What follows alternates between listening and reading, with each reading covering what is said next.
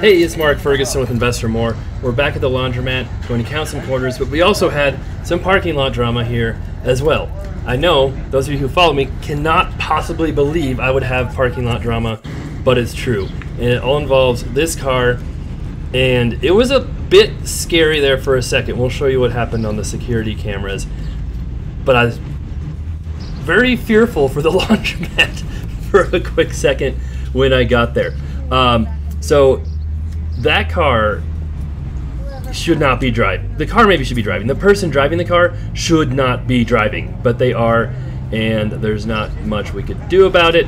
But hopefully they got home and they did not get in an accident or hurt somebody, because here is what had happened earlier. And I was standing on the sidewalk walking to the laundromat when this happened. Actually, I was talking to the security guard. There you go. And if I hadn't been talking to the security guard, I probably would have been walking right in front of that car when that happened. But we sat there and watched them do that. And I thought he was going right through the glass and the windows into the store. He just gunned it, almost hit that black car beside us, and kind of got out of there. But it's not, we're not done yet. You've got to keep watching because it gets interesting. That's the lady who owns the black car trying to figure out what is going on. Yeah. Like I said, that person should not be driving. And this is the risk of having a business next to the DMV, because we learned the story later on. The security guard went and talked to them about what was happening. But this is them getting out, not to see what happened, but they're just assuming that's a good place to park, and that's fine. And the security guard's like, what are you doing? You can't park here. He's like, one, it's for laundromat parking only. Two, you're sticking out into the road. And they seemed real perplexed about this situation. So they did get in. They did back it up. And they did go park somewhere else. Luckily without hitting anybody. And we learned the story later on, because the security guard actually works for the DMV. I figured that out. But he comes over to our laundromat, watches the parking lot. It's pretty helpful. So he went into the DMV and talked to them, and they said the person driving had no license, no permit, nothing at all. The lady with him was teaching him how to drive, and they're there to get his permit. And they decided driving to the DMV in a full parking lot in traffic was the best way to teach someone to drive. And that was them leaving. And it did not go well, but we never saw any accidents. And the security guard said he talked to them and told them, and they said, well, there's not much we can do about it. So anyway, here's what the change machine looks like after a couple of days. I haven't collected cash since Monday. Today's Friday. So there's a good amount of money in there, which is nice to see. We did refill the quarters a couple times this week. We collected $966 on Monday after the weekend, and then I'll show you how much we have here. But this is the cash I take home with me. So while this is not profit, right? Everyone always asks that question. Technically, it's not profit, but it is the money I take home. So it's kind of like profit in a way, but we do collect more quarters than we give out from the change machine. So like last week, we took in a bunch of quarters, like probably $1,500 worth of quarters.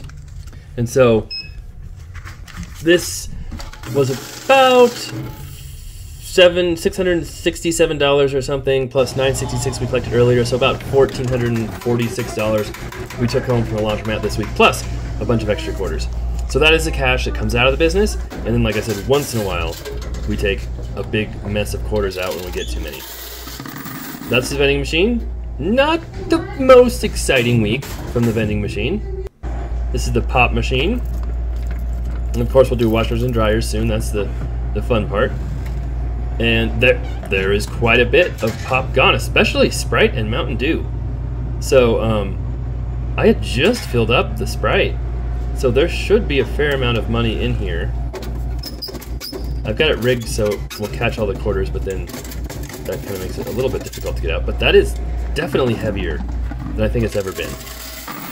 So that's a good week for the pop machine. Again, these are not huge money makers, but nice for the customers to have and little bonuses for the business. Here's the soap machine, and not a lot of soap gone there. Well, a little bit of fabric softeners gone. Soap is so hit and miss. Some weeks people just buy a ton of it, and some weeks they just don't buy any of it. Obviously, if you do a lot of laundry, it's much cheaper to have your own stuff you buy from the store, but some people run out, or they forget it, or they just don't want to go to the store, so they'll buy this. Had someone argue with me once about how I shouldn't be making on the soap machine, it's not ethical, but I don't agree with that. It's a convenience factor. We have to pay for the materials, we have to stock it, so that's how business works. All right, now we're going to start off counting the vending machine first, and that was 100 quarters plus a nickel, which is a weird amount to have in there, but that's what we had. So again, that's a little low than what we normally have, and we'll show the chart at the end that has all the numbers since we've been open in December. Here's the soap machine, and it is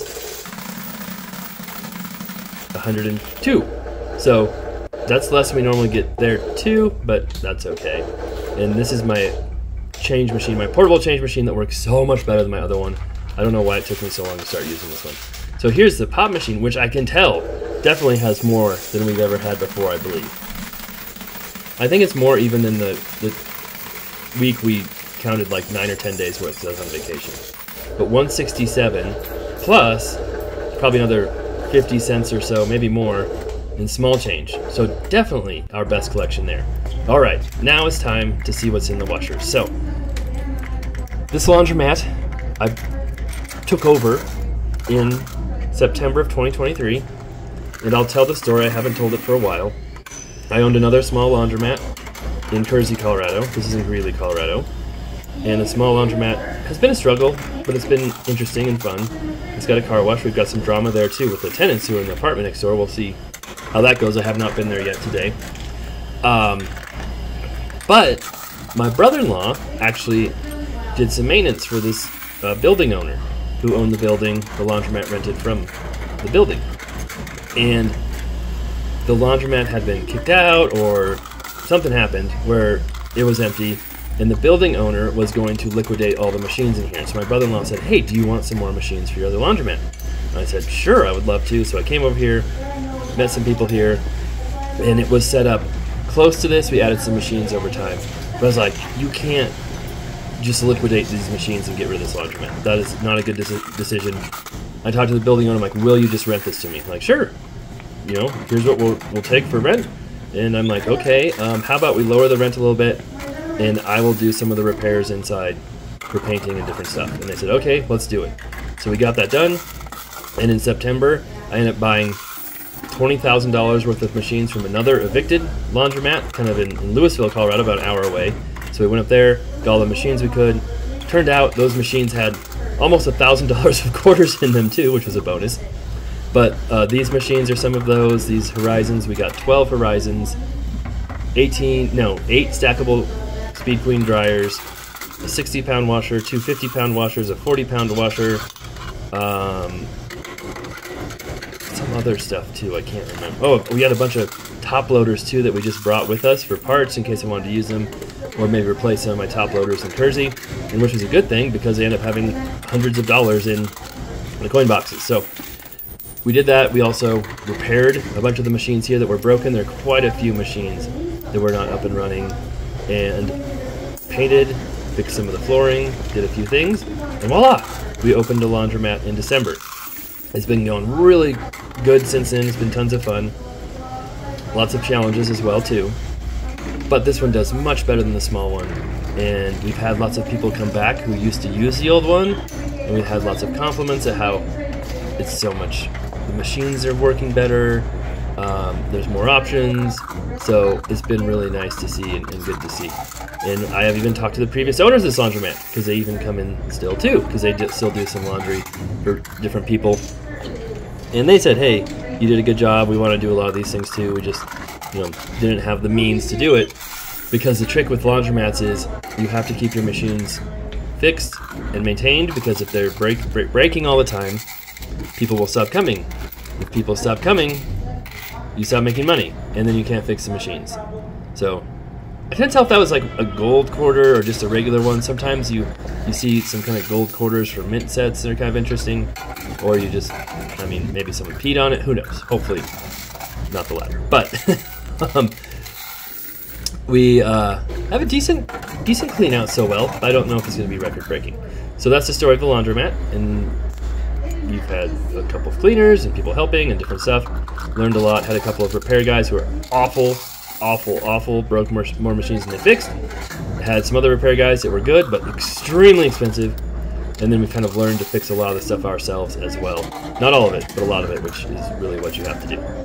Now I do have a couple of laundromat articles. And we're making a laundromat calculator too on investormore.com, my blog, to kind of show people what laundromats might be worth and some of the pros and cons of laundromats, all of that. So check that out if you want to. And then of course we'll count these at the end. And this one was being kind of finicky here, but this is definitely fun for me. And there were people in the laundromat too. And people ask me that as well. They say, hey, you know, are you worried about getting robbed? Are you worried about, you know, collecting quarters? You should do it at night when it's closed. I'm like, no, I don't want to do it at night when it's closed, when nobody's there, and I'm lit up like a fish in a fishbowl. Anybody can see me from the street. I want to do it during the day, and people say you shouldn't do it at the same time. I do not do it at the same time every day. I usually do it on the same day, but at different times. Just like this time around, I was here pretty early in the morning, and so that actually might make us collect less quarters too, because I wasn't there in the afternoon. Sometimes I go in the afternoon, sometimes I go in the morning. I go at different times. I go at different days once in a while. And with people there, it actually has added security because there's witnesses and people there. Plus, during the day, there's a security guard, which we just talked about for the DMV, who's always hanging around outside, looking around. You also have the DMV right next door with tons of people if something were to happen. You know, there's lots of people right there. There's tons of people in the parking lot. And there's also a pretty massive fire station right across the street. And they, I'm sure, you know, they're not police, but if something were to happen, I think that's just another deterrent for someone to try and rob a place when there is all these people and different things going on right around it, so I'm not too worried. All right, and these are our big machines. I already emptied these once on Monday, and now I'm emptying them for the second time. These definitely do the best, and we'll kind of weigh, or not weigh, but count those quarters separate from the other quarters and see what we've got. All right, so this we're starting with are quarters from the front 4 machines. That's it. And it's always fun to see how much are in those compared to the rest. And I haven't really been doing percentages or keeping a tally on that. I suppose I could at some point. Again, this change machine counter, so much better than the other one. The other one gets jammed and doesn't work all the time. And I always tell people, it's supposed to be able to handle lots of quarters, and you just can't put very many in at a time. This one, you can just dump the quarters in. It's fantastic, and it keeps counting them. I say that it stops. That's because it's got some set mark to stop at 1,000 quarters that I haven't turned off yet. But quite a few in there, so that's good to see. That's all just from the front washers for 1 week.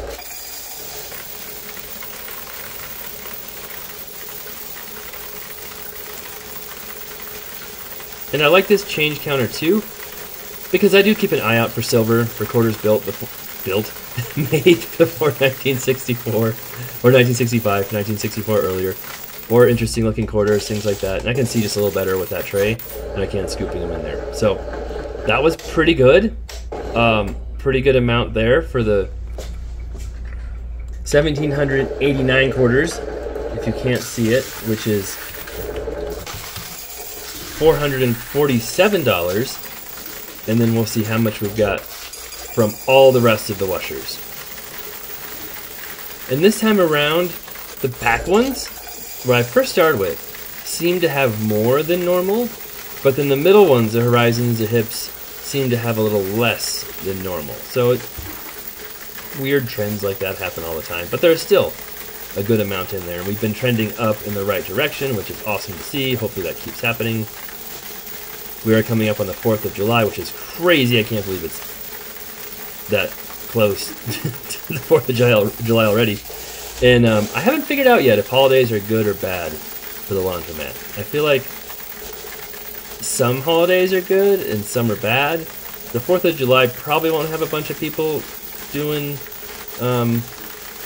laundry, but who knows, maybe.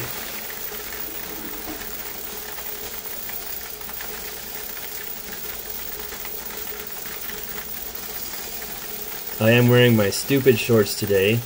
I don't know if I've told this story to all of YouTube before. Ironically, it actually happened at the gas station in this same parking lot a few years ago before I even thought about laundromats. And I'd stopped to get gas, and the gas station had a few pumps broken. They were down, so the car's waiting. I pulled up, waited right behind a car to get gas, and they left, and I pulled up behind them, and there was a lady like across the parking lot who sped up real quick to try and get the spot before me. And I pulled up, I'm like, I've been waiting behind this car, and I could tell she'd just gotten there. And she's like, I'm delivering flowers, I can't let them sit in the truck, they're gonna get old and it was crazy. I don't know, she was frantic and really mad. I'm like, I'm sorry, I'm here, I'm getting gas, and like there's a spot right next to me that's open, you can back in. And she's like, I don't know how to back up a truck, how do you expect me to back up a truck? So I'm like, okay, I'm sorry, I already had the pump in my car and it was pumping it, and she stomps off into the gas station and is like, this is ridiculous, I hope you feel great about yourself, your shorts are stupid. So that was pretty entertaining, but technically I don't think it was these same shorts, but the same color. Alright, that, as I'm being distracted, ended up being $49.22 total. So, pretty good amount. Not a record, but pretty good amount there from the washers. Now these are the dryers, obviously. And while I was doing this, a few more people came in. And so that's always good to see. And again, the first couple times I was collecting coins with people in there, it was like a little, like, this is kind of weird, is this weird? Do people think it's weird? Am I, you know, but people are actually pretty interested in it. I know when I first started seeing like laundromat videos and all the quarters coming out of the machines, I was very intrigued. I'm like, oh wow, that's pretty cool. And you know, Investment Joy, Brandon had a bunch of videos from there. I watched him, and like, this is pretty interesting watching this.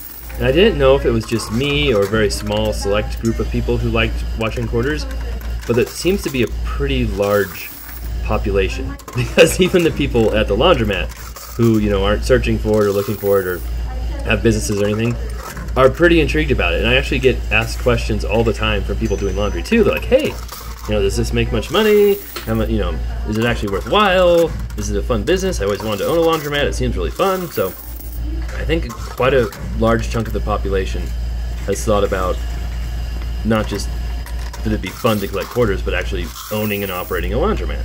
So, and it is fun. It is interesting. It's definitely not passive. You get a lot of calls, you get a lot of issues, things you have to take care of. So it's not something you can just visit once a week and collect quarters and never think about the rest of the time, that's for sure. And, you know, I do have people on my team too. Mostly I'm a real estate investor. And this is my washer that dryer that only has no heat, and people use it. So some people like to do no heat on their clothes. But those people on my team can collect quarters. They can do pretty much everything. If I'm gone, like I was on vacation, or if I'm busy, or if I decide that it's not fun for me anymore. So it's not like I have to do all this myself. But I do know a lot of people get into businesses, start businesses, take over businesses, and their plan is just to do everything themselves all the time, nonstop. And that is just very hard to sustain, very hard to, you know, keep doing that for your whole life. It is very difficult. So I always tell people, for a little while maybe, while you're learning the business, figuring out everything, okay, you can do a lot of the work yourself, but at some point you've got to get help, have to at least have backups. What if you get sick? What if something worse happens? You've got to have some help in the business. All right, quite a few quarters here too. Don't know if we're going to break a record or not, but like I said, we collected way early today. So had I waited to collect in the afternoon, like another 4 or 5 hours even, I mean, there could have been, honestly, a couple $200 more in the machines, because Friday always seems to be very busy. And like I said, people kept showing up while I was there too. All right, so that one, 17, 18. So not bad. Again, not a record, but not bad. And then we shall see what that turns into overall, over time. So this is the chart. We started in December when we opened. Kind of crazy. We're only collecting, you know, $700 some for everything those first couple of months, or maybe the first month. No, first couple of months pretty much. Then things got better. Our break-even point is difficult to measure because the more the laundromat is used with washers and dryers, the more utilities we have. But we have, you know, internet, we have water, gas, electric, rent, cleaning, insurance, supply costs. So we probably have a break-even point of about $4,500 a month now. It might have been a little bit less when we first started because we didn't have as many utilities. So for a while there, it was making money, but it wasn't making a lot of money, especially if I were to count the time I spend on it. Then I had an awesome month or week, sorry, this is sales for the week. And that was cool, kind of broke through our plateau, had some more good sales weeks. And then, yeah, we kept going up. So we've had a trend of kind of having some plateaus, breaking through them, having some plateaus, breaking through them, and hopefully that continues. Obviously, at some point you'll probably hit the maximum or close to maximum amount you can have in a laundromat once. That'd be amazing if it's being used all the time. But I don't think we're there yet. So this week was 1751, just a little bit below the averages we had the last 2 weeks while I was on vacation partially. So just a little bit low than what we've been doing. So really good to see. Hopefully this plateau, you know, we stick around this 1800 mark and maybe break through it and keep going up. That would be awesome because, you know, it's nice to have 3,600, 70, what, making maybe $3,000 a month on it. Definitely not groundbreaking, definitely nothing close to what I make in my real estate business and flipping houses and rental properties and stuff like that. However, I do make money from my videos like this as well. Some videos do very well, some do awful. So that helps too. Some people don't realize this, but TikTok does pay me for videos. Facebook pays me for videos. Instagram pays me for videos. It's not a lot unless you really get a video to go viral. But some of you may have seen my vacation video in Florida where there's a bait ball, a bunch of fish in the ocean right when they're having the shark attacks. And I posted a video of that on TikTok and got 6 million views. That made me a few $1,000s from that one video. I posted on Facebook. I think I got 32 million views on that one 61-second video. And that made me a few $1,000s there too. So again, it's fun. It's interesting for me. There's multiple streams of income from it. And another thing to consider with businesses as well is as you're increasing your revenue, you're increasing the value of the business too. So if it is making, you know, $3,000 a month, that's not a ton. You know, that's $36,000 a year. Your business might be worth about 3 times that. So this business that I took over and spent $35,000 on getting ready, maybe a little bit more with machines and different stuff, it's worth over $100,000 now. So I do have that as well. And if I wanted to sell this laundromat, I could sell it very easily. There's a ton of people who want them. I know a couple laundromat owners in my town who would probably buy it in a heartbeat. And it's possible too, you could sell it for 3 times income plus machinery, equipment too. So it could be a pretty good profit if I were to do that, but I don't want to do that. I enjoy it and it's a lot of fun. Maybe if I get tired, bored of it, if we see a plateau and a decrease in sales maybe, but so far it's been pretty cool. And we did talk about it a couple weeks ago too. We had some down weeks and I was thinking, oh, I've heard that summers are bad for laundromats. People don't do as much laundry. They're on vacations. They don't use the dryers as much. So I was worried about that. But as you can see, so far, except for one kind of down week, it's been a pretty good summer. So that's really good to see. Hopefully things continue. And that's what we've got for this week. Hopefully we have no more cars trying to drive through our window. We did have a video earlier this week too. I don't know if I showed that in a full video or a short, where we had someone sleeping behind the laundromat and we had to call the police, and they came, told them to leave. They left. They haven't been back. So that's been good. No other real drama there, but we do have drama in the small laundromat, and we'll be going there here really soon, seeing how it looks, counting quarters there. Of course, we'll post that video as well. All right, thanks for watching. Be back soon. Hope you enjoyed it.